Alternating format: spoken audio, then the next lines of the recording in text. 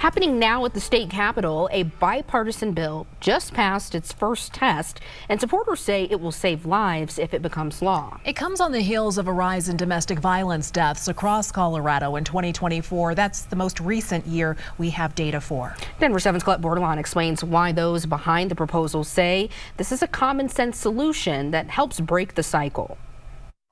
I normalized what no one should ever have to normalize. Stories of survivors. Domestic violence does not have to define your future.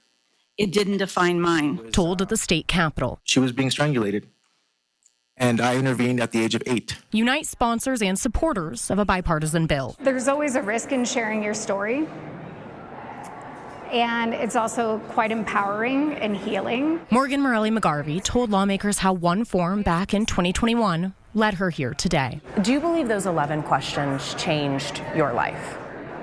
1,000%. Why is that? Without being asked those 11 questions, I wouldn't have thought about, could I actually die if I stay? That questionnaire, the lethality assessment protocol, has been around since 2020 in Colorado, according to Prime sponsor and Majority Leader Monica Duran. Making this mandatory, do you believe that will save lives? I do. She, along with her Republican co-sponsor, Representative Ryan Gonzalez, I think domestic violence is an issue that transcends party lines. want to see law enforcement ask these questions every time they respond to a call where they encounter a victim of domestic violence. I want to stress, too, that this is voluntary for the victim. For both sponsors of House Bill 26-1009, this work is personal. For 13 years, I saw my dad personally abuse my mother. I am a domestic violence survivor, and I look at that as that is the rest of my life. And had I had this tool, or law enforcement had this tool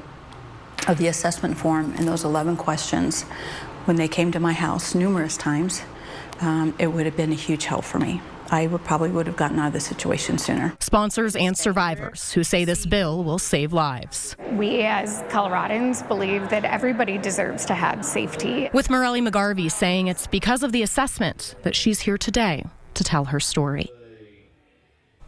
That bill passed unanimously out of the House Judiciary Committee this afternoon and it's heading to Appropriations next. Judiciary Committee, they still have a busy afternoon ahead of them. They're also hearing about a bill that would require law enforcement to report allegations of child sexual abuse to a contact an advocacy center within 24 hours.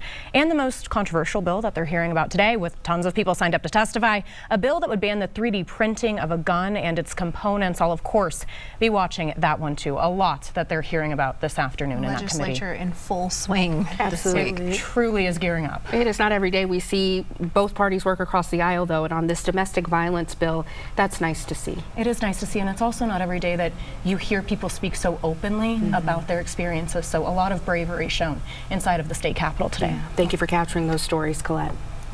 Well, if there's a bill you want Colette to look into, scan the QR code on your screen now for ways to connect. You can also send her an email to colette.bordelon@denver7.com.